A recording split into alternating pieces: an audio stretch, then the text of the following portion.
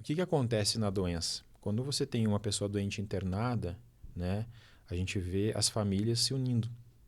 Às vezes a gente vê pessoas que não estavam unidas se unindo, né? A gente vê nas entrelinhas das visitas médicas ali, as famílias estão exercitando o quê? O amor, né? Então a gente vê que é uma oportunidade de um crescimento pessoal e familiar.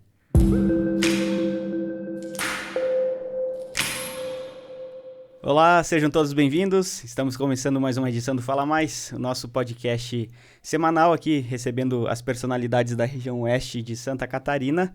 Como de praxe, Jonathan vai fazer a apresentação do nosso convidado da noite. Vamos lá então, né? Hoje a gente vai conversar com o médico, o doutor André Emanuel Lunques de Oliveira. Doutor, muito obrigado pela presença.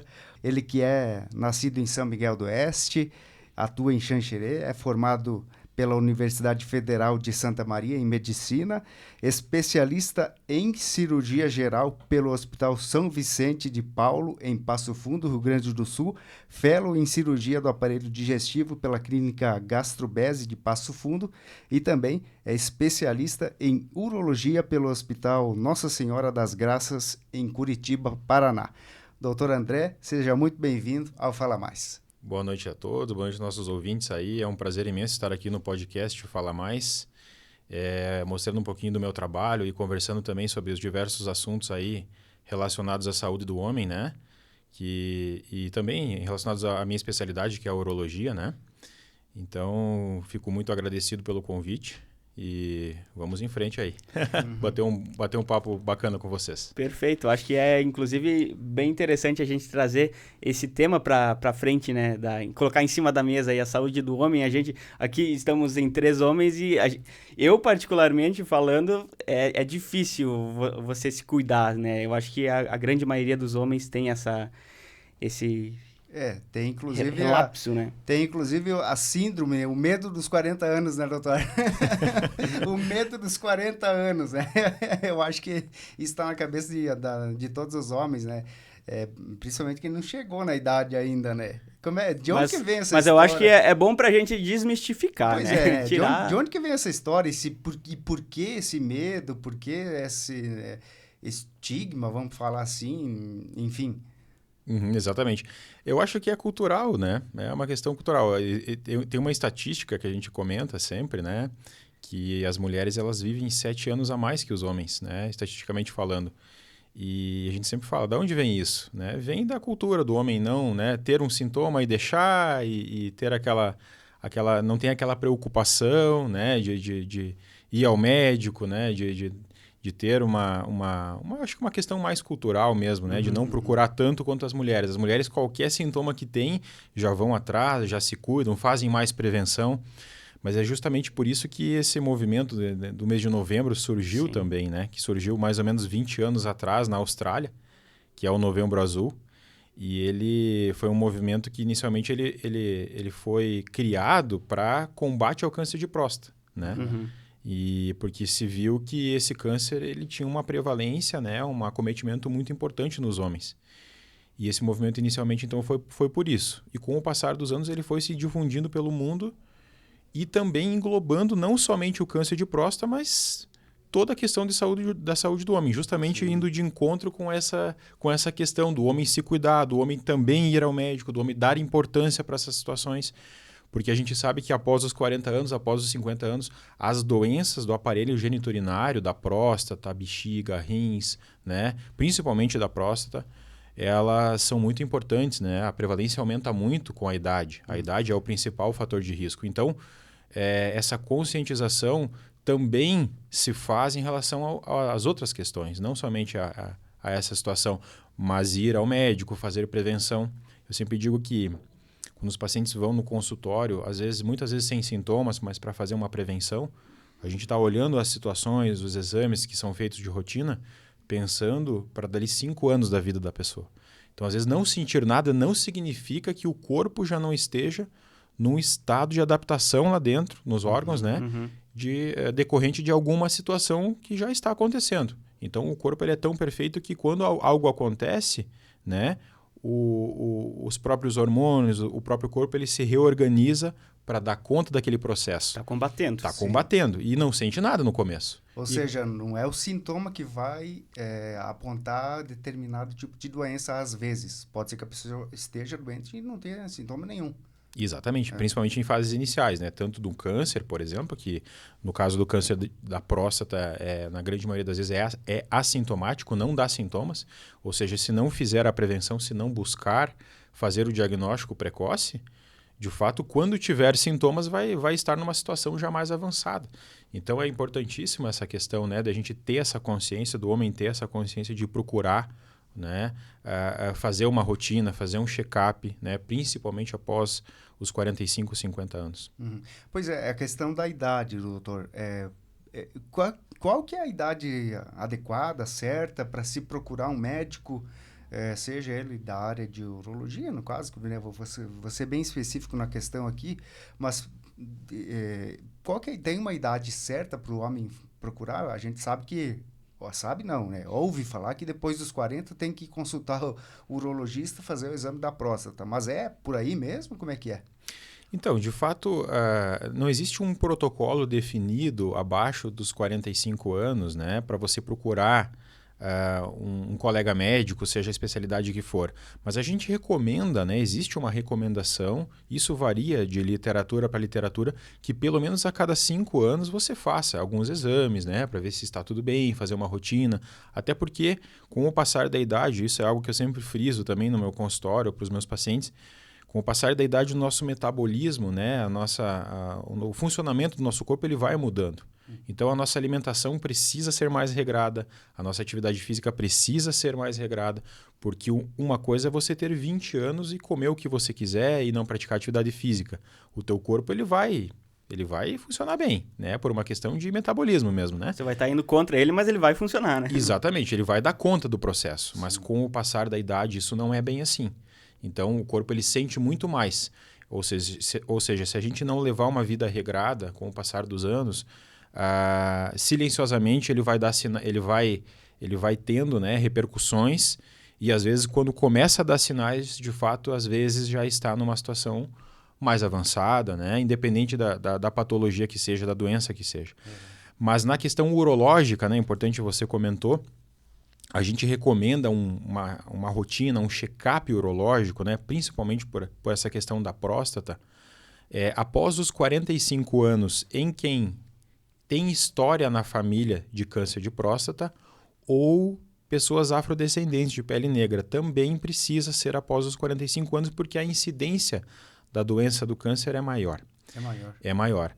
E em todos os outros homens, a partir dos 50 anos. Né? Então, de modo geral, é a partir dos 50 anos. Né? E antes disso, então, a gente recomenda que sim, se faça uma consulta médica, mesmo não sentindo nada, para fazer alguns exames, né, a cada 5 anos. Né? Isso é bem importante. Sim. E, claro, tem toda uma questão também assim, né, como a gente trata do aparelho geniturinário, do desenvolvimento sexual, né? A gente sabe que também, às vezes, levar o filho adolescente no urologista, né, para tirar dúvidas, né, para ter uma orientação também, isso também é importante. Então, a gente frisa muito, nossa sociedade é uma sociedade muito forte nesse sentido também, de recomendar, né, que se faça uma avaliação quando adolescente, que se faça um acompanhamento.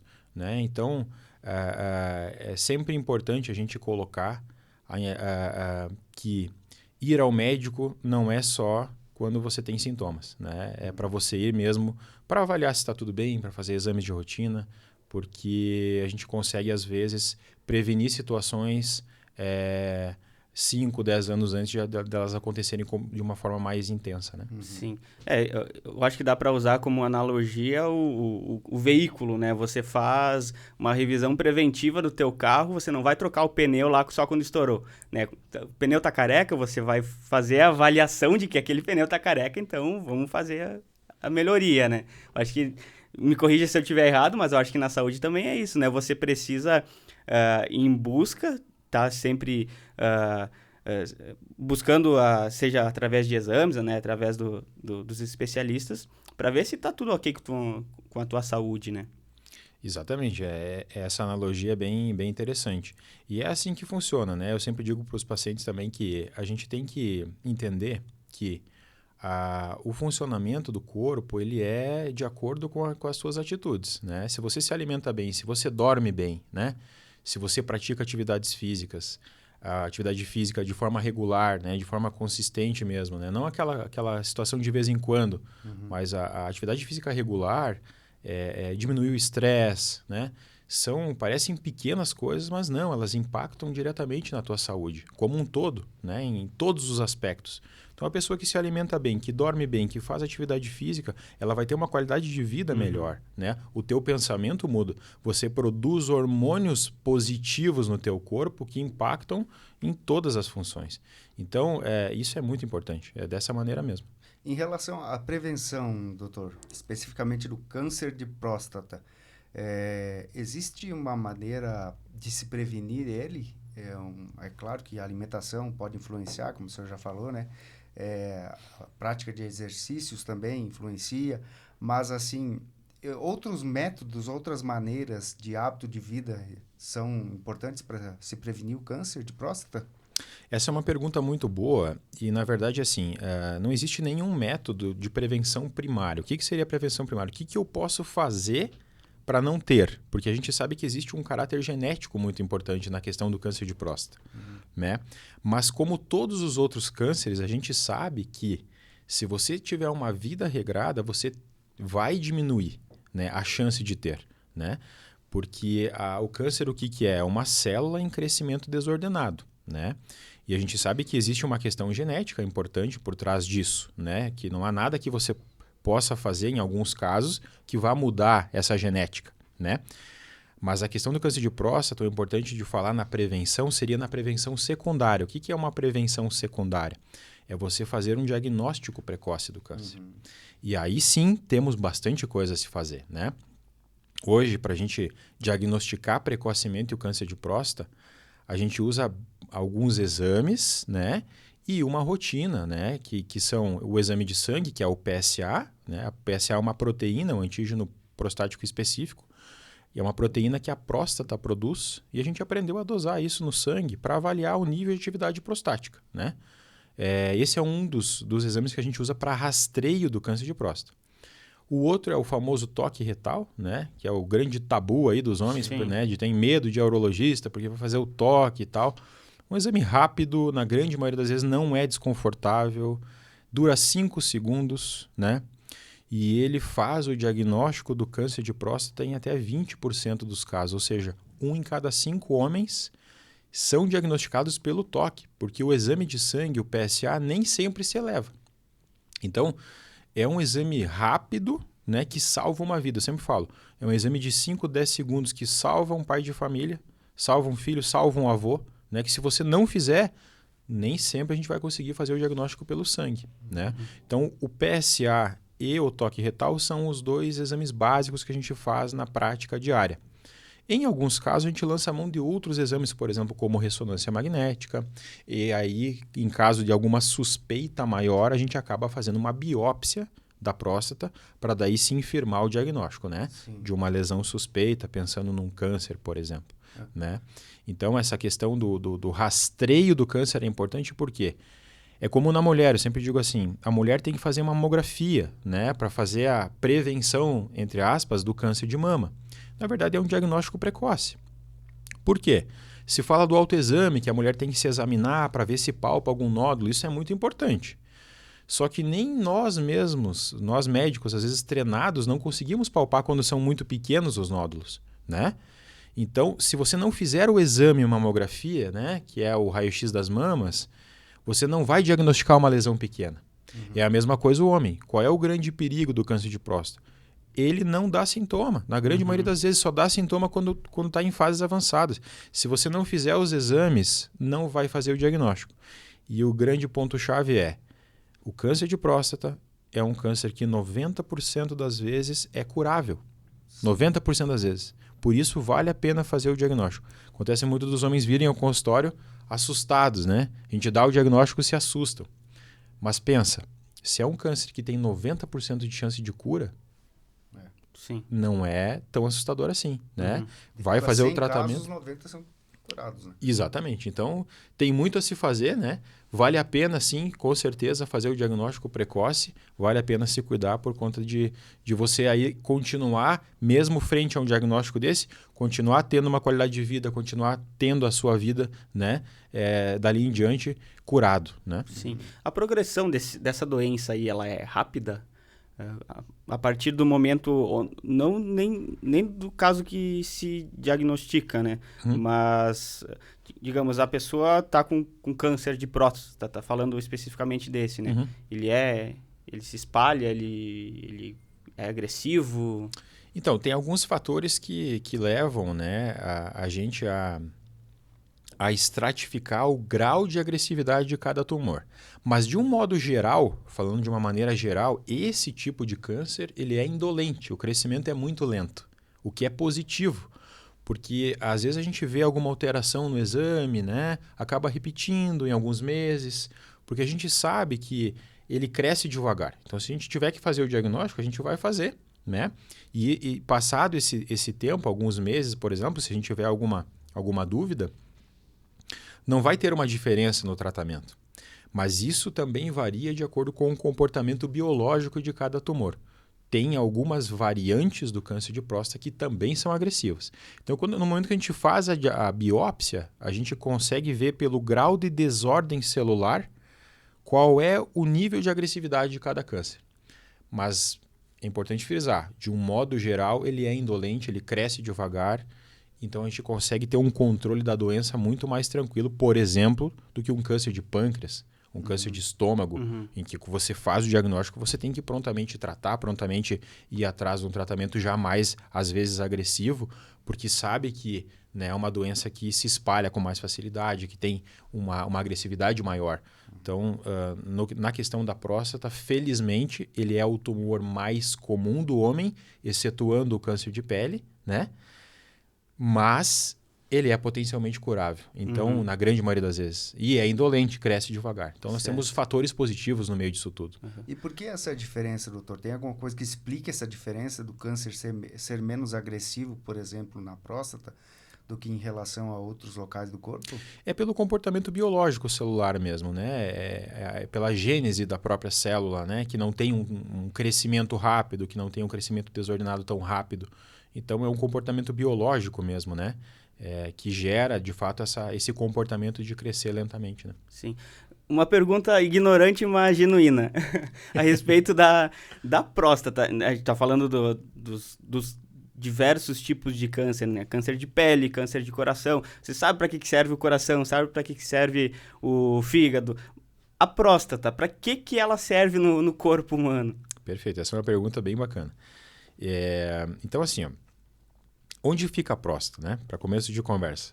Nós temos os rins lá em cima, né? Os rins produzem a urina 24 horas por dia. Eles drenam essa urina por 2 canais, que a gente chama de ureteres. São 2 canais que vão até a bexiga. E a bexiga é o órgão de armazenamento da urina. Então, a bexiga, à medida que a urina vai chegando lá dos rins, ela vai enchendo. E aí, o cérebro recebe um comando dizendo, olha, a bexiga está cheia, temos que esvaziar, né? E ela, então, recebe o comando de esvaziamento, a gente vai e consegue voluntariamente esvaziar a bexiga, certo? O trajeto que a urina percorre da bexiga para baixo até sair pelo pênis, ou no caso da mulher, né? Pela uretra, mas a gente está falando da questão prostática. Então, a próstata é um órgão que fica logo abaixo da bexiga. Então, nós temos a bexiga em cima e a próstata logo embaixo. E o canal da urina masculino, ele passa exatamente no meio da próstata. E aí ele segue pelo pênis e sai. Então, a próstata, vamos dizer assim, que fica entre o pênis e a bexiga, certo? E o canal da urina, ele passa exatamente no meio.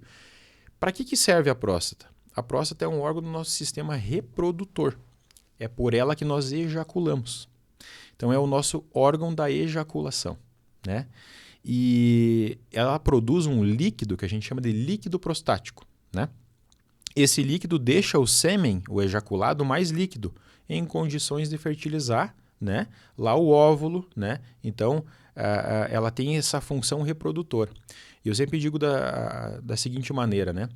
A diferença do nosso aparelho reprodutor masculino para o feminino é que as mulheres, quando chegam na meia-idade, elas entram na menopausa, né?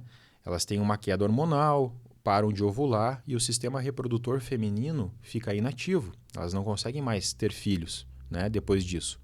O nosso sistema reprodutor, ele é ativo a vida inteira, desde a nossa puberdade, né, até o fim da vida, salvo em raras exceções. Ou seja, se nós quisermos ser pai aos 90 anos, vamos ter célula para isso. A próstata vai estar funcionando, né? A ejaculação vai estar funcionando. Ou seja, o nosso aparelho reprodutor ele é muito estimulado ao longo da vida, principalmente pela testosterona, que é um dos nossos principais hormônios.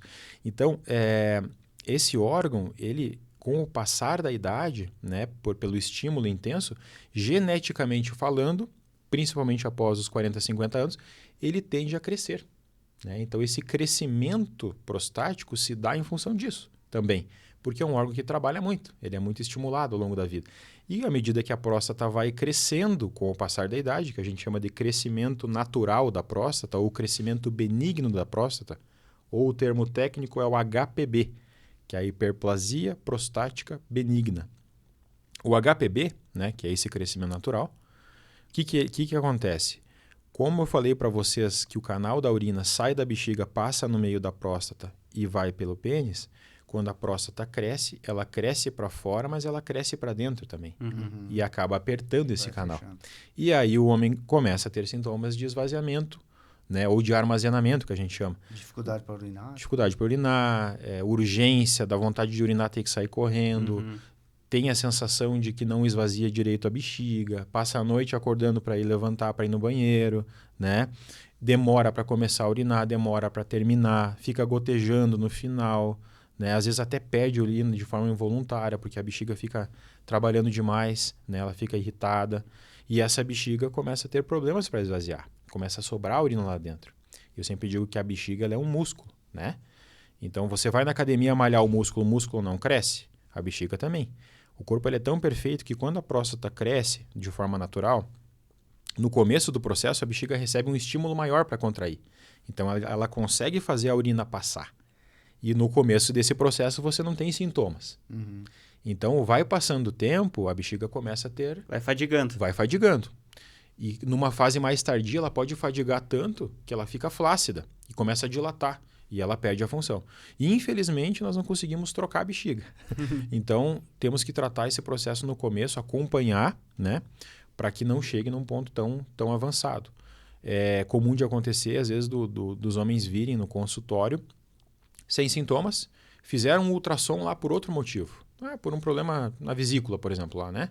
Na vesícula biliar. E aí o colega ultrassonografista fez o ultrassom e viu que a próstata estava aumentada e a bexiga espessada. Ele chega lá no consultório. Doutor, olha só, tive um problema na próstata aqui, a minha bexiga está espessada e eu não sinto nada. Já está na fase de compensação que a gente comentou antigamente. Comentou previamente, né? Então, acontece, né? Já está existindo um processo de adaptação do corpo, né, que já é evidenciado nos exames sem sintomas inicialmente. Então é dessa maneira que a próstata trabalha, né? Sim. Pela função do sistema reprodutor mesmo. Então a questão da vontade de urinar, por exemplo, o levantar de madrugada para urinar, pode ser um sintoma? Pode ser de que alguma coisa não está funcionando legal direito? Exatamente, a gente chama isso de noctura, né? O termo médico, né? Levantar à noite para urinar. Então é normal que o homem levante 1 até 2 vezes. Quando passa disso, a gente já considera que sim, né? Tá tendo algum problema para esvaziar. Porque a bexiga, como ela é um órgão de armazenamento, teoricamente ela tem que ter uma capacidade de distensão, né? Habitual dela, que é em torno de 300, 400 ml. Varia de pessoa para pessoa, mas é mais ou menos isso. E à medida que ela vai enchendo, você tem um comando, como eu falei para vocês, né? E como a gente comentou, que o cérebro ele reconhece que a bexiga está cheia, então você acorda para poder ir lá esvaziar. Sim. Quando existe um processo obstrutivo, por uma questão da próstata ou outras condições que também geram isso, e isso ocorre de uma maneira anômala, né? Você tem um estímulo maior frente a quantidades de urina menores. Então essa bexiga ela trabalha demais, ela é mais sensível. Pode acontecer de ter uma sensibilidade maior também na bexiga. E aí sim, levanta mais vezes à noite. Porque à noite o que acontece? O rim continua filtrando, a gente está dormindo e a bexiga ela continua lá, né? Recebendo Recebendo. urina. O corpo não Então, para, né? exatamente, durante o dia você não percebe que você está acordado, vai no banheiro, volta, às vezes está na rotina ali e nem percebe. Mas à noite você vai acordar, então você vai perceber que está urinando mais. É dessa maneira que acontece, exatamente. Então, doutor, eu acho que agora a gente já tocou bastante no assunto técnico aí, já tirou bastante dúvidas, né? Já tocou bastante na próstata. É um Eu piadista, não podia né? perder. O Ari Toledo. Passa pela cabeça, a piada tem... Não pode perder a piada, né? Tá certo?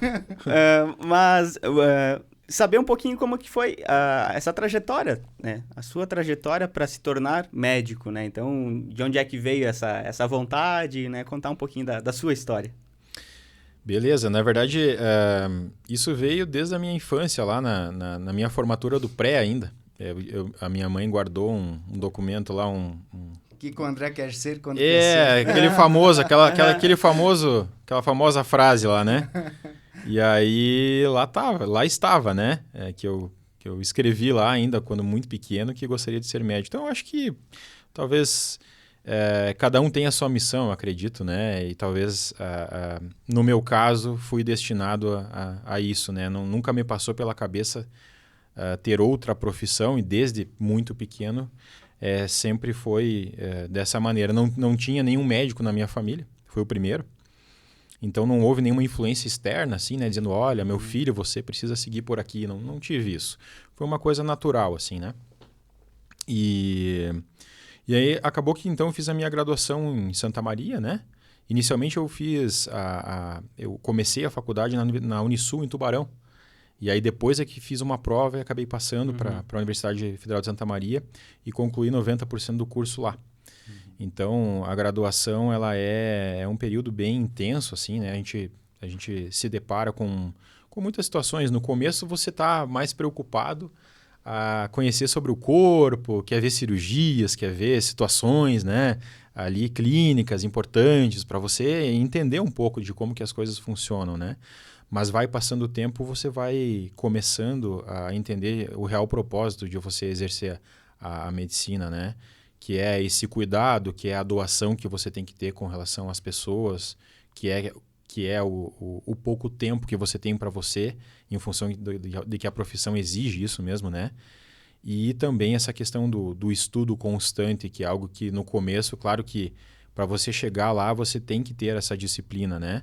Mas isso se intensifica com o passar do tempo, porque você dedica muito tempo realmente para isso, né? Então a profissão, ela demanda, né, um tempo enorme da nossa vida, assim.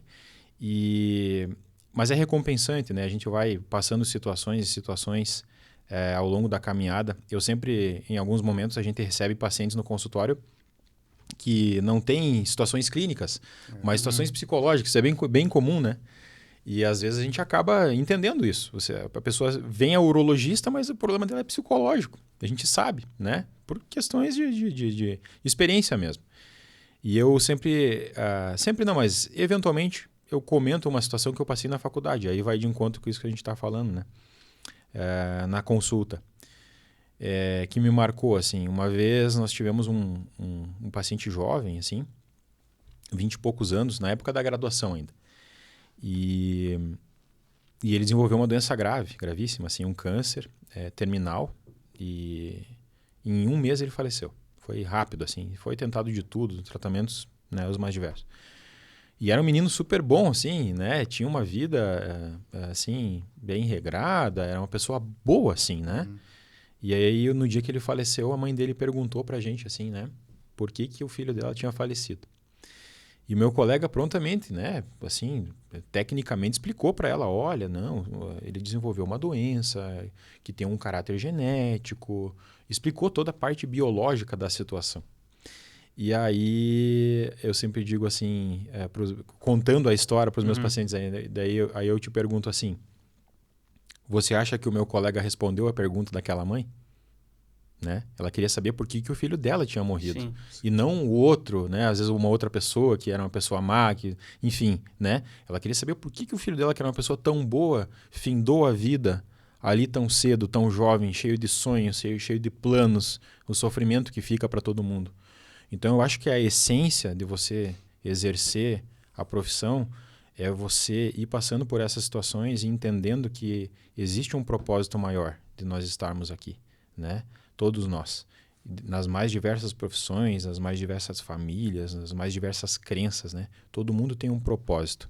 Então, eu acho que a medicina me trouxe isso, assim, esse entendimento acerca da vida, que é uma coisa que eu sempre me perguntei e me pergunto até hoje, né? Por algumas situações que a gente passa nas diversas situações da vida, o porquê que a gente passa por certas situações, por que as pessoas adoecem, porquê, né, de tudo isso. Então, eu acho que essa caminhada médica, ela te dá algumas respostas, mas te dá muitas perguntas, né, o tempo todo. E aí, depois disso, claro, depois da graduação, eu fiz a minha especialização em Passo Fundo, né? É um pré-requisito para você ser urologista, você ser cirurgião, porque a urologia é uma especialidade cirúrgica. Nós somos cirurgiões, né? A gente trata da parte cirúrgica e da parte clínica da especialidade, mas é muito cirúrgica, né? O nosso dia a dia é cirurgia. Então, eu fiz a especialização em cirurgia primeiro, em Passo Fundo, no São Vicente de Paulo, e foi lá que eu decidi ser urologista. Eu nunca pensei em ser urologista na graduação, não era algo que me passava pela cabeça. Eu tive essa oportunidade de ter contato com a urologia mais a fundo na especialização em cirurgia, que você roda por várias especialidades cirúrgicas, né? Certo. Justamente para conhecer, para entender, para poder ter uma noção boa. E aí foi ali que eu decidi. E aí fiz a urologia em Curitiba, no Hospital Nossa Senhora das Graças, que era onde eu sempre quis passar. Acabei conseguindo, né, ter essa vaga, adquirir essa vaga lá através de uma prova. E aí fiz a minha especialização lá. E aí depois retornei aqui para a região por conta da minha família, que é daqui de perto, né? Meus familiares são de São Domingos, aqui pertinho. E os familiares da minha esposa de Abelardo Luz. Então nós retornamos aí por isso. Você já está há quanto tempo aqui na região de volta, depois que foi estudar? Vou completar 2 anos agora. 2 anos. Então 1 ano e pouquinho aí, quase 2 anos. Você é de Xanxerê, trabalha em Xanxerê, mas qual que é a tua rotina lá? É consultório médico, hospital público, como é que é? Perfeito. Então, eu atuo no Hospital Regional São Paulo, que é um hospital filantrópico, né? E também no Hospital Frei Bruno em Xaxim. São os 2 hospitais que eu atuo aqui na região. A nossa rotina basicamente é consultório, né? E cirurgias, né? Basicamente é isso. Mas eu atendo também pela Prefeitura Municipal de Xanxerê, né? E atendo também o consórcio intermunicipal que nós temos aqui na região, né? Que é o CISAMOSC. Então, eu acabo atendendo pacientes de toda a região também, né? Então, a gente atende pacientes daqui, de Ponte Serrada, atende pacientes de toda a região mesmo. Mas eu fixei residência em Xanxerê, moro lá com a minha família, né? E opero nesses 2 hospitais principalmente. Mas esses atendimentos são feitos nesses 2 hospitais também? Ou isso. Independente? Atendimentos ambulatoriais de consultas, né? Eu faço no Hospital Frei Bruno, né? Tem um consultório lá. No meu consultório, que fica em Xanxerê. Na Prefeitura Municipal, daí eu atendo os pacientes de Xanxerê, da prefeitura na prefeitura mesmo, né? Municipal de Xanxerê. E também, mais recentemente, eu atuo no Hospital de Vargião. Também tenho feito alguns atendimentos ali e algumas cirurgias também. Então, mensalmente eu vou ali uma vez ao mês, né? Para fazer essas cirurgias e esses atendimentos. Então, a gente acaba abrangendo a região oeste aqui mesmo, né? Sim. Então, de uma forma mais regional mesmo, né? Sim. A especialização em urologia, o doutor disse que não tinha isso em mente enquanto estava cursando, né, a universidade. O que tinha em mente, então? Tinha algo específico? Então, eu sempre gostei de cirurgia. É uma coisa que me fascinou desde o começo, porque eu tinha alguns amigos ali de São Domingos que também estavam em formação na época que eu entrei na graduação. E eles também sempre gostavam muito de cirurgia. O pai deles era cirurgião, que era hoje infelizmente é falecido, mas ele foi um médico conhecido ali em São Domingos também, né? Dr. Pedro, um excelente profissional e um excelente cirurgião. Então, desde o começo da graduação, eu tive contato com a cirurgia. Então, isso foi me fascinando. E quando chegou mais perto do término da graduação, intensificou isso, porque eu auxiliava muitos cirurgiões, eu estava sempre em contato com essa especialidade. Então, o primeiro passo foi dado ali, né? Que era, você tem que escolher para uma área clínica ou uma área cirúrgica. Geralmente, as áreas cirúrgicas, você tem que fazer a especialização em cirurgia geral primeiro. Então, o primeiro passo é decidir isso. Eu quero ser cirurgião? Sim. Então, você precisa fazer 2 a 3 anos de cirurgia geral, né? Então, ali eu já tinha essa inclinação. Acabei indo para a cirurgia geral. E aí, durante a especialização em cirurgia geral, é que eu desenvolvi essa vontade, né, de ser urologista por afinidade à área mesmo, né? É uma área que me fascinou. E aí, é ali que eu tomei essa decisão. Então, eu fiz aí mais 3 anos de urologia, né, em Curitiba. Então, é uma caminhada longa. Aí 6 anos de graduação, eu acabei fazendo 3 anos de cirurgia e depois 3 anos de urologia, né? Então, são 12 anos de formação aí para você, ainda assim, não atuar em todos os segmentos da urologia, né? Sim. Tem colegas que fazem áreas específicas da urologia, né? Como andrologia, que é a parte de infertilidade, reprodução, né? É uma área específica dentro da urologia. Tem colegas que fazem mais essa área, né? A endurologia, que é a parte de cálculos renais, todas as cirurgias minimamente invasivas, né? Tem a área da oncologia urológica, que são os tumores, os cânceres, né? De todos os órgãos ali do aparelho geniturinário, pênis, rins, bexiga, próstata, né? Tem então os colegas dentro da nossa especialidade ainda assim se especializam em áreas específicas. Ainda mais específicas. Ainda mais específicas, exatamente. Então, vai por afinidade. Eu, aqui na região, atuo mais na parte de endurologia, né? A gente faz as cirurgias de próstata, faz cirurgias de cálculo, pedras nos rins, isso é muito frequente, é o nosso dia a dia, né? E algumas outras, enfim, cirurgias, né, que a especialidade abrange, a gente acaba fazendo também. Sim, essas cirurgias que o doutor faz, qual que é o grau de complexidade delas, assim? Ou não existe um padrão específico de... Tem cirurgias que são mais delicadas, outras mais tranquilas, assim pode-se dizer? Sim, tem as mais diversas, né? Depende muito de qual é o acometimento daquela doença. Vamos dar um exemplo bem simples, né? Pedra no rim, né? Pedra no rim. É uma situação muito comum, né? E mais na idade dos 20 a 40 anos, aos 40 anos, mais em homens. E vamos dar um exemplo bem prático em relação a isso. Se você tem uma pedrinha pequena no rim, né? Que desceu pelo canal e trancou o canal da urina, isso vai te gerar uma dor importante, né? Para resolver uma situação assim, né? Se a gente indicar um procedimento cirúrgico, é uma cirurgia que é o dia a dia. Você vai ali, entra com o aparelho, entra pelo canal sem corte nenhum, entra na bexiga. Da bexiga você sobe para o canal onde a pedra está. Aí você fragmenta ela com um laser, por exemplo, se for o caso, extrai os fragmentos, né? Deixa um catéterzinho para drenar o rim e depois tira esse catéter, muitas vezes no consultório. É uma cirurgia corriqueira, num grau de complexidade baixo. Agora, se a pessoa tem pedra no rim, por exemplo, uma pedra enorme, é uma cirurgia muito mais complexa. Então, a complexidade cirúrgica ela depende do grau de acometimento da doença. E assim é na próstata, assim é na bexiga, né? Um câncer de bexiga.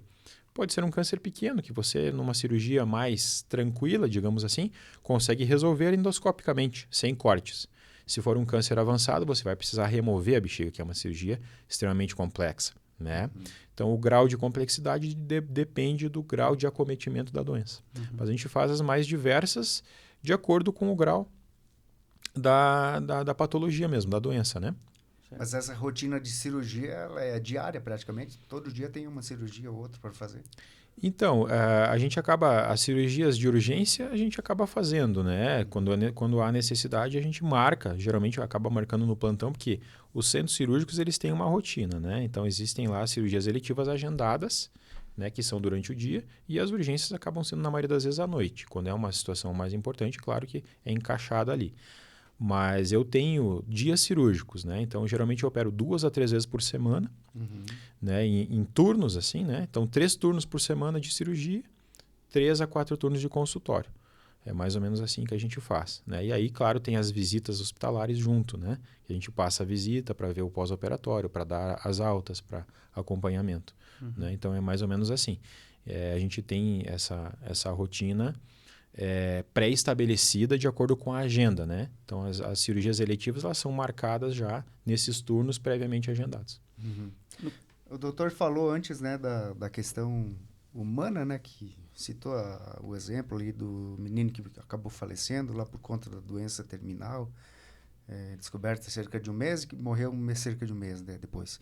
E eu queria fazer uma pergunta em relação ao preparo emocional do profissional médico, né? Na faculdade vocês têm algum tipo de orientação, algum tipo de disciplina específica para isso? Porque, vez ou outra, vocês têm que lidar com a morte, né? A profissão é muito linda, a medicina, que é salvar vidas, mas, infelizmente, a morte acontece e, quando ela acontece, o profissional médico geralmente tem que encarar o familiar para dar a notícia, né? Como é que é esse processo, doutor? Vocês fazem tem algum tipo de disciplina específica na faculdade? Como é que é o preparo de vocês, o mental de vocês para fazer esse tipo de trabalho também? Uhum. Isso varia de universidade para universidade, né? No meu caso, nós tínhamos sim um suporte, né, que era constante. E eu acredito que esse trabalho interno de como você absorver, né, como você devolver essas situações para os familiares, como você trabalhar isso dentro de você, um pouco disso vem da tua criação, da tua formação também, né? Mas a pessoa que chega na graduação, ela já vem com né, com essa vontade de ajudar o próximo, de você ter essa empatia, de você trabalhar você para você ajudar o próximo. Claro que quando a gente fala da morte é uma situação mais difícil, né, para todo mundo e não é diferente para nós. O sofrimento ele existe também, né, na gente, porque em nenhum momento a gente deixa de ser humano, né? A gente acaba, claro que pode conviver com essas situações de uma maneira, vamos falar assim, mais intensa que as outras profissões, porque é o nosso dia a dia, né? Mas na minha faculdade, por exemplo, na minha universidade, nós tínhamos um suporte, né? Psiquiátrico mesmo. Nós tínhamos como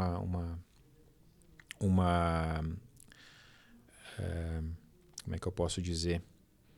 Um suporte mesmo, né? Era uma equipe, alguns profissionais que acompanhavam a gente, né?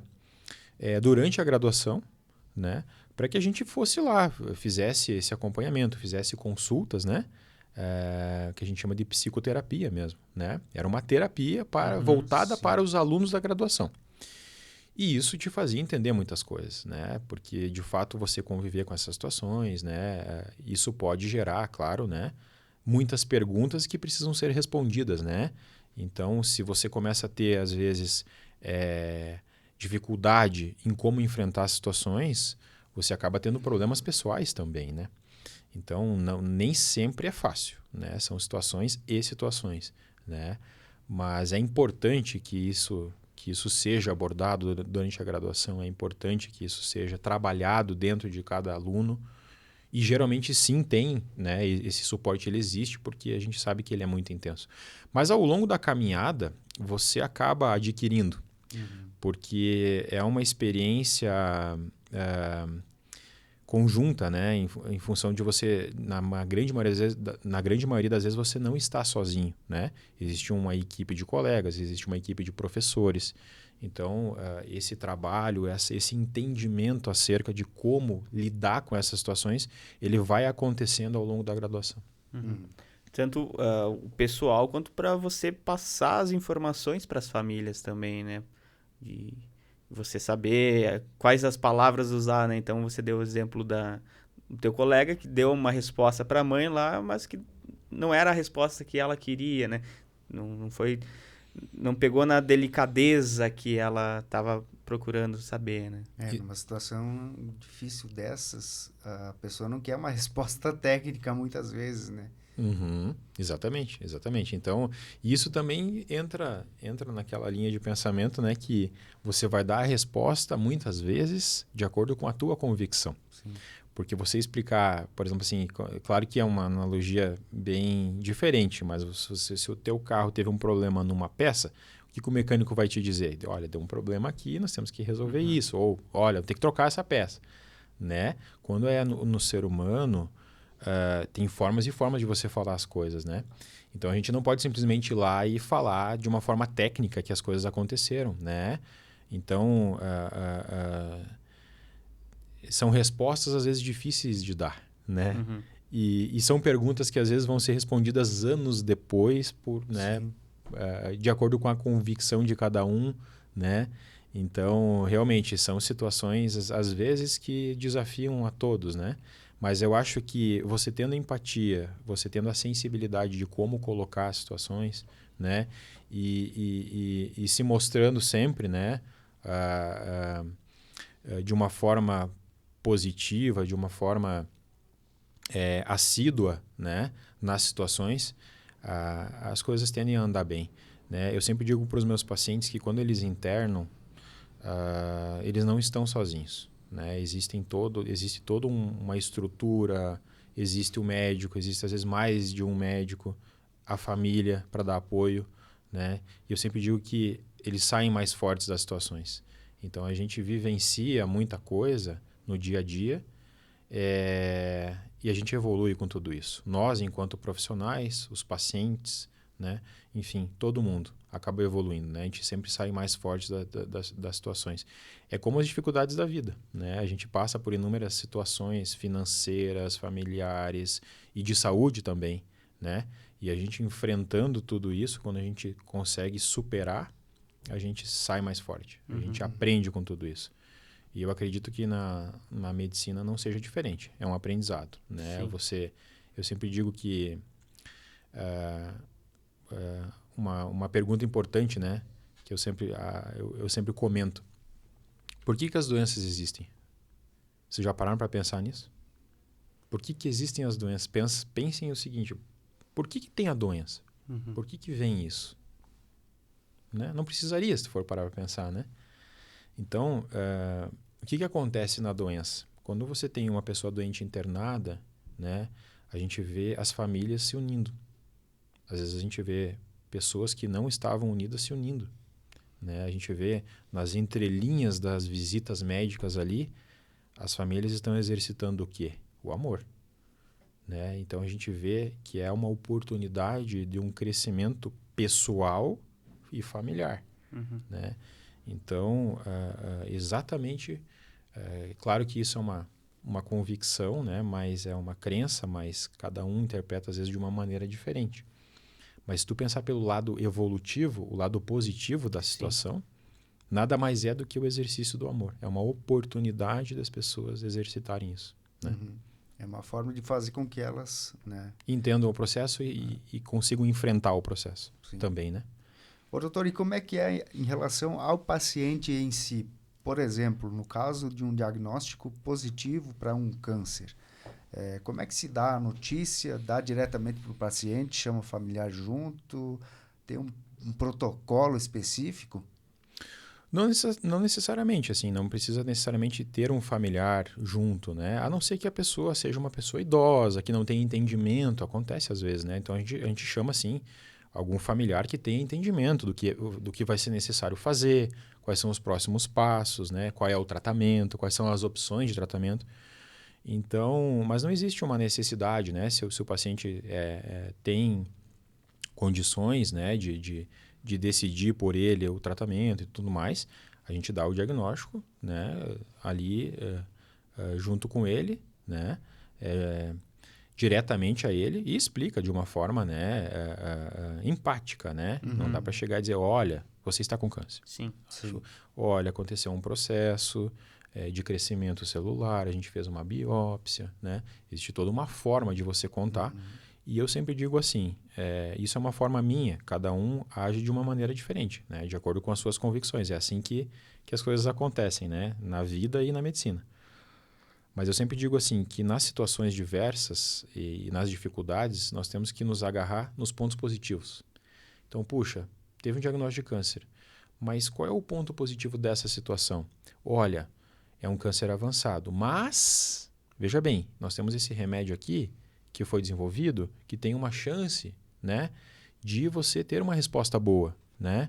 Nós vamos te dar um outro remédio aqui que vai te dar qualidade de vida. Então, fazer a pessoa entender que sim, tem algo a ser feito e sempre tem algo a ser feito dentro das possibilidades das mais diversas condições, né? Como essa questão do câncer de próstata a gente comentou, né? Então, você dar um diagnóstico para um homem que ele está com câncer, e às vezes um homem jovem, com 50 anos ali, hoje é uma pessoa jovem, né? Ele fica extremamente preocupado, né? Não dorme e tudo mais. A gente fala, olha, mas veja bem, essa situação, você tem 90% de chance de sair curado. Você vai seguir a sua vida, normal. Vai jogar bola, vai continuar tendo a sua vida normal, né?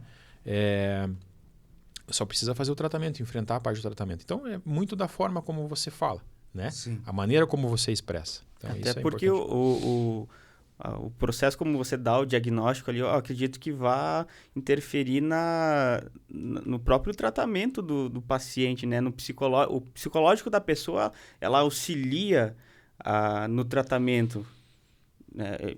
Tipo um efeito placebo, né? Alguma coisa assim de você... você tá dando a esperança para a pessoa, você tá mostrando que há caminhos, há alternativas, então esse psicológico dela, de certa forma, vai auxiliar para que o tratamento seja mais eficaz. Com certeza, com certeza. O objetivo é sempre esse, né? Sempre manter a pessoa com um pensamento positivo, confiando no tratamento, confiando nos profissionais, né? E sempre colocar que ela não fica desamparada frente a uma doença, seja ela qual for, né? Existem recursos, existem tratamentos avançados e nós temos tratamentos muito avançados hoje para as mais diversas situações, né? Sempre tem tratamentos novos vindo, né? Com melhorias, com menos sequelas, né? Que é uma coisa que a gente via mais no passado. Hoje, com os tratamentos minimamente invasivos, a gente consegue reduzir muito. E quando ocorrem as sequelas, inclusive, a gente tem alternativas para corrigir, para melhorar a qualidade de vida, para diminuir aquele desconforto, né? Então, são esses pequenos detalhes que a gente tem que ofertar frente a uma notícia triste, né? Uma notícia impactante. Temos essa situação pela frente, mas vamos lá, vamos enfrentar juntos aí, vamos colocar as opções que nós temos de tratamento, vamos decidir em conjunto qual é a melhor. Antigamente, né, você chegava no profissional e ele dizia para você, você tem que fazer isso. Tu não sabia de nada, vou fazer isso. Né? Hoje não é mais assim. Hoje o paciente ele chega para você, ele antes de chegar em você, ele já abriu o Google lá, já abriu a internet, ele sabe tudo. Ele sabe tudo. Então a gente coloca as situações, as opções. E ali a gente decide. Claro que quando tem, né? Quando existem as opções, a gente coloca. Olha, tu pode ir por esse caminho, pode fazer cirurgia, não, pode fazer um tratamento diferente. Qual que você opta? Né? Eu vou te dar os prós e os contras de cada tratamento. Qual que você prefere? Eu prefiro esse. Olha, então vamos por esse caminho. Né? Então, escolhe as alternativas juntos. As melhores alternativas para aquela pessoa. Porque tem pessoas que não querem fazer determinados tratamentos, por mais que sejam melhor, né? Na nossa visão, né?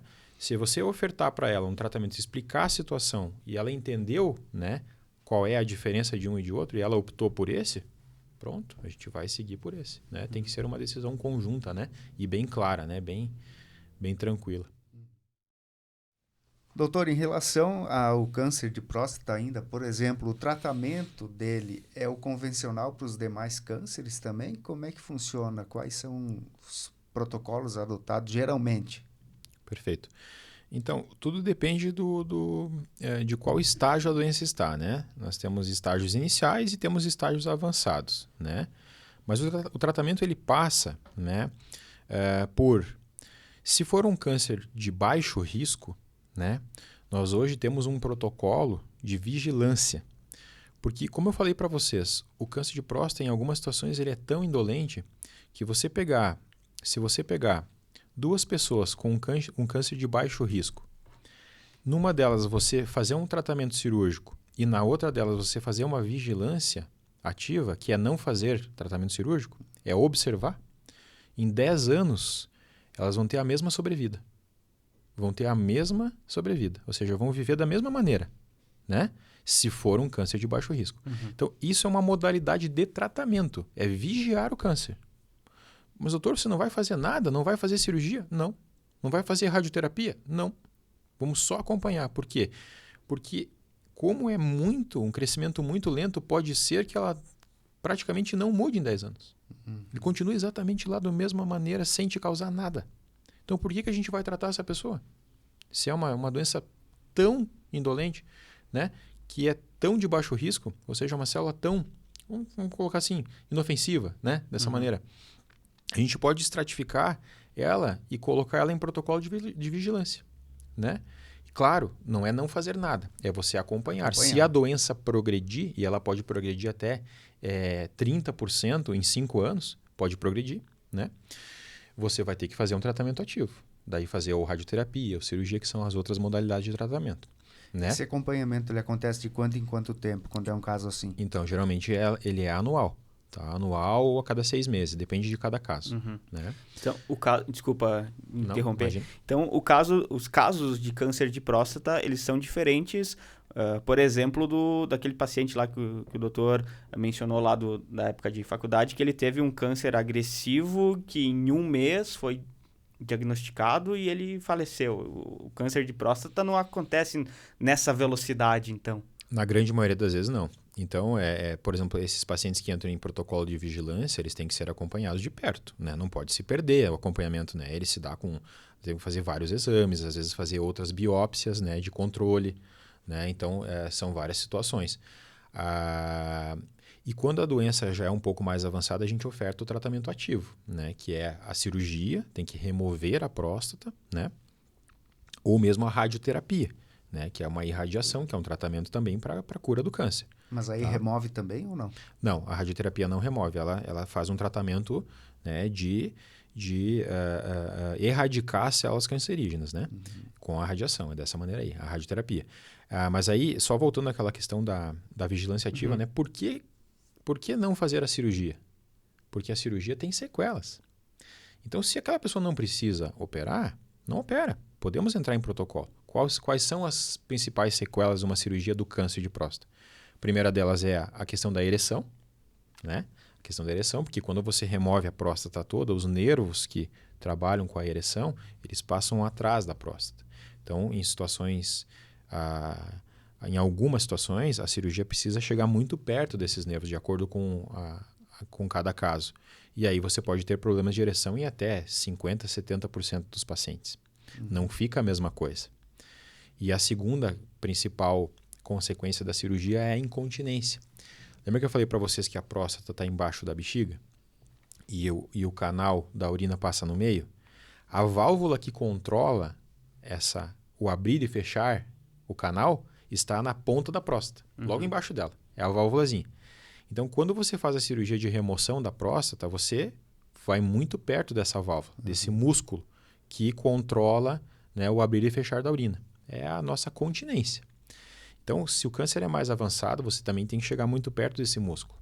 E acaba que você pode sim ter problemas para segurar a urina. Então, a pessoa às vezes fica incontinente numa proporção de 5% a 20% dos casos. Também não é tão baixa, né? Claro que com métodos minimamente invasivos, né? Hoje a gente tem índices menores, né? De incontinência e de disfunção erétil, de problemas de ereção. Mas é por isso que quando a doença ela é um grau de agressividade muito baixo risco ou baixo risco, né, de um risco menor, às vezes vale a pena você não fazer um tratamento ativo naquele momento. E daí, futuramente, se for o caso, fazer.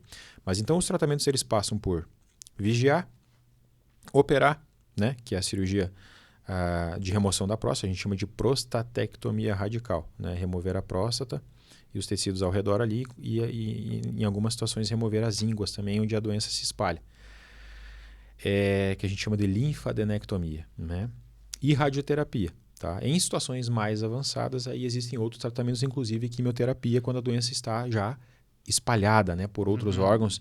Existem protocolos de quimioterapia, mas são de exceção. No caso do câncer de próstata é cirurgia e radioterapia. São as principais modalidades de tratamento. A cirurgia vem antes da radioterapia, digamos assim? A próstata pode ser removida e mesmo assim ser necessário fazer a rádio? Exatamente. Se a doença já tem um avanço local, que a gente chama, se ela já saiu da próstata, já está em contato com estruturas ali fora da próstata, a gente faz radioterapia associada. Porque, pensa comigo, se a doença está localizada na próstata, você remove a próstata. Pronto. Se a doença está localmente avançada, você vai fazer a cirurgia de remoção do foco e ainda vai irradiar aquela região ali ao redor para poder erradicar possíveis células neoplásicas ali, né, Se espalharem. próximas, exatamente. Então, depende do estágio. Sim. Né? E a tua pergunta em relação a primeiro cirurgia, depois radioterapia, não necessariamente. Você pode primeiro optar por radioterapia. Só que o detalhe é o seguinte. Para não ter, de repente, a necessidade de remover. Seria isso? Porque a radioterapia e a cirurgia, né, são tratamentos de cura. Você cura a pessoa com radioterapia. Você não remove o tecido todo, não remove a próstata. O órgão fica lá. Mas você cura igual, né, da mesma maneira. É um índice de cura semelhante. O detalhe é o seguinte. Se você opera primeiro e a doença volta, você irradia. Na grande maioria dos casos. Você faz uma irradiação ali, porque a célula voltou a crescer. Você tirou o foco, mas ela cresceu, ela recidivou a doença. Então, você pode fazer radioterapia, certo? Se você faz radioterapia primeiro e depois opera, a questão é a seguinte. Quando você faz radioterapia como tratamento primário e a doença volta, você tem a opção de fazer uma cirurgia de resgate. Daí, você pode ir lá depois e fazer a cirurgia, certo? Você já irradiou e depois vai lá e opera se recidivar. Só que a cirurgia é muito mais complexa. Porque o tecido que foi irradiado, ele fica inflamado cronicamente.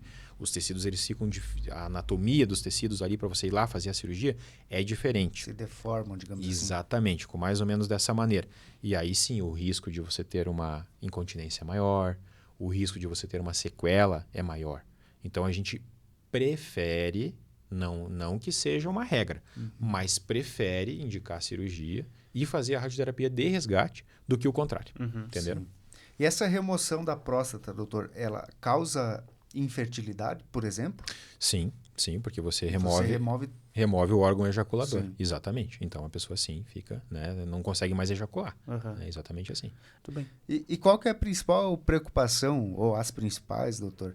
Além, claro, da questão do câncer, né, da doença em si, mas no consultório, nas consultas que os homens vão fazer no dia a dia, assim, quais são as principais dúvidas, as queixas. enfim.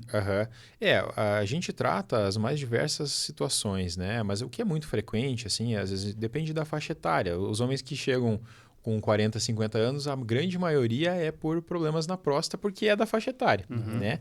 Os pacientes mais jovens, a grande maioria são infecções sexualmente transmissíveis, às vezes algumas feridas que surgem na região genital, né? Propriamente as pedras, né? Então, as grandes dúvidas, elas são em relação a isso. Assim, por exemplo, os pacientes que têm pedras, o que eu posso fazer para não ter mais, né? Para poder inibir esse processo, né? A gente explica que a grande maioria das vezes é um caráter genético mesmo, né? A gente tem uma expressão genética importante. Aquela pessoa nasceu com uma situação ali que ela acaba passando substâncias na urina que não deveriam. A urina fica numa condição de formar pedras. Então, se a gente vai lá cirurgicamente e remove tudo aquilo, 50% das vezes em 5 anos forma de novo. Volta. Então, tome muito líquido, tome um balde de líquido por dia, 2 a 3 litros. Isso é o principal, faça isso, né? Evite o sal, né? Os embutidos, o sódio, o refrigerante, industrializados, né? E diminua o consumo de carne vermelha em excesso. São orientações, por exemplo, relacionadas aos cálculos, às pedras, né? Então, as queixas principais variam de acordo com a idade mesmo, né? Mas, basicamente, são pedras nos rins, né? Infecções, né? A gente pega muito isso semanalmente no consultório. E aí, os homens, já numa idade, na meia-idade ali, são sintomas urinários mesmo, né? Decorrentes da hiperplasia. Mas, claro, a gente faz também essa questão da vasectomia, né? Da esterilização, a gente faz muito também. É o nosso dia a dia no consultório. Então, a gente recebe muitos pacientes para fazer esses procedimentos menores, né? Mas, basicamente, é isso, assim. Agora que o senhor tocou no assunto da vasectomia, por exemplo, como é que funciona o procedimento? É um procedimento invasivo, né? E ele tem alguma sequela, uma possível sequela, por exemplo, até na própria ereção, futuramente? Sequela não tem mais filho. Na verdade, é uma pergunta muito boa. Tá? Porque isso é uma dúvida bem comum, né? A gente estava falando das dúvidas aí. É uma dúvida muito comum. O homem chega no consultório, ele pensa assim, bom, eu vou fazer a vasectomia e não vou mais ejacular. Ele pensa, né? E na verdade não, porque veja bem, o que é a vasectomia? Vasectomia a gente amarra e corta um pedacinho, né? dos ductos que transportam os espermatozoides. O espermatozoide ele é produzido no testículo, certo? E ele é transportado do testículo até lá na próstata por um canal. O que a gente faz na vasectomia é lá na região escrotal acessar esse canal com pequenos cortes. É um procedimento minimamente invasivo, geralmente feito sob anestesia local, com a pessoa acordada. A gente faz um bloqueio ali, uma anestesia local mesmo, faz um cortezinho de 1 centímetro de cada lado, puxa o canalzinho para fora, ali na região escrotal mesmo, acima do testículo, amarra ele, né, com um fiozinho especial, corta e depois inverte as bordas para não ter a recanalização, né?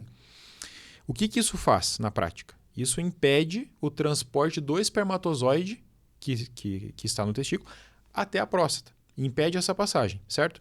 Mas a próstata, lembra que nós comentamos, ela produz um líquido também. Continua ejaculando o ejaculado, sem o espermatozoide. Então, lá dentro não vai ter mais espermatozoide. A principal consequência, né, as principais complicações dessa cirurgia são dor local, mas é algo transitório, a gente usa remédios para isso, né? Por um tempo. Por um tempo, alguns dias ali pós-operatório. Pode inchar um pouquinho, pode dar um pouquinho de hematoma, fica um pouco roxo na região operada. Mas assim, a longo prazo é difícil você ter complicações importantes, né? Por exemplo, como dor crônica. Dor crônica pode acontecer, mas é menos de 1%. Tá? O índice é muito baixo. Porque a manipulação cirúrgica é muito pequena, né? Então, é um procedimento tranquilo com índice de resolução de 99,9%. Então, é um método extremamente efetivo. Você mecanicamente impede a passagem. Né? Então, é um procedimento simples e que faz uma função importante na vida do homem também. Né? Sim. Mas a vasectomia, ela o objetivo dela é 100% concepcional? Ou tem alguma orientação médica em algum determinado caso? Não, é como método contraceptivo definitivo mesmo, uma cirurgia esterilizadora, né? De fato, essa a indicação dela. Não existe uma outra indicação a não ser essa. Porque, na verdade, não teria nenhuma outra repercussão no corpo desnecessária, né? E é um procedimento reversível caso haja um arrependimento? Como é que é? Isso mesmo. Ele é um procedimento reversível e o tempo de reversão, né? O tempo de você fazer a reversão é o que norteia o sucesso. Né? A gente sabe que depois de 15 anos, né, da vasectomia, a chance de você reverter e ter sucesso é menor do que 30%. Então, até 15 anos, existe uma chance maior, né, gerando em torno de 80% a 90% nos primeiros 3 anos, tá, de sucesso. Né? Dos 3 a 8 anos cai, dos 8 aos 12 anos cai e dos 12 aos 15 anos cai mais ainda. Em torno de 10% a 15% a cada período desse, né? Com uma chance muito baixa após os 15 anos. Então, é possível reverter. Por isso que a abordagem nossa no consultório, quando o homem quer fazer vasectomia, às vezes a gente tem homens jovens querendo fazer, e é permitido pela lei, né? Após os 21 anos, hoje já é permitido, ou 2 filhos. É essa a nossa abordagem. O procedimento em si geralmente é tranquilo, a gente explica as complicações, as indicações, né? Enfim, como que funciona o processo legal. Mas, às vezes, um homem jovem tem que entender que naquele momento ele pensa daquela maneira, mas o cenário da vida dele, dali 15 anos, pode mudar. Né? E aí, depois disso, 15 anos depois, imagina uma pessoa com 25 anos, 15 anos depois, né, vai estar com 40 anos, pode ser que o cenário da vida seja completamente diferente. E aí ele entra naquela estatística de uma possível reversão ser com baixo índice de sucesso. Ainda tem o que fazer? Sim. Tem técnicas de reprodução, com punção de espermatozoides direta, né? Mas isso encarece encarece porque muitos métodos são privados, né? E aí, claro, tem outras consequências também, né? De acordo com cada situação de cada pessoa. Mas então a gente sempre diz assim, você está convicto, entende que é isso que você quer mesmo, você vai ficar estéril. A cirurgia é feita para isso. Então pense bem, né? E tem situações que a gente pede, inclusive, avaliação psicológica, né? Para que passe por um processo de avaliação, que seja uma decisão tomada com bastante convicção, né? Porque, infelizmente, às vezes acontece, né? Situações de que o homem fez a vasectomia e meses depois se arrependeu. Acontece. Já teve casos assim? Eu não tive, casos? mas colegas próximos já tiveram. Né? E é uma situação que psicologicamente impacta muito. Sim. Né? Então, para a pessoa que fez e se arrependeu, é um impacto importante. Né? Então, é importante você frisar bem isso na consulta e conscientizar de que tem que ser uma decisão bem, bem sólida mesmo. Muito bem, então. A gente agradece a sua vinda, doutor, né, para contar um pouquinho da sua história, né, sua caminhada profissional e também para tirar todas essas dúvidas aí que a gente trouxe, né, para o pessoal que está acompanhando contar também. um pouquinho né? do dia a dia profissional e falar também, né, das dúvidas corriqueiras no consultório. E certamente as perguntas que fizemos aqui são as dúvidas do pessoal que está em casa nos acompanhando. Doutor André, muito obrigado pela participação, pela presença aqui no Fala Mais. Sucesso para ti. E a gente se encontra numa próxima oportunidade, né? Perfeito, eu que agradeço a oportunidade aí, foi um prazer imenso e sempre que possível eu estarei aqui, com certeza. Um grande abraço. Show de bola. Obrigado, doutor. Obrigado você também que acompanhou o nosso bate-papo. Curtiu o vídeo, se inscreve no canal do Fala Mais no YouTube e vamos compartilhar esse conteúdo aí que foi bastante denso, né? Então, a gente tem bastante curiosidades aí da saúde masculina para compartilhar com mais pessoas, né? Então, por gentileza, compartilhem. Valeu, obrigado e até a próxima pessoal, semana. Obrigado, doutor. Grande abraço a todos.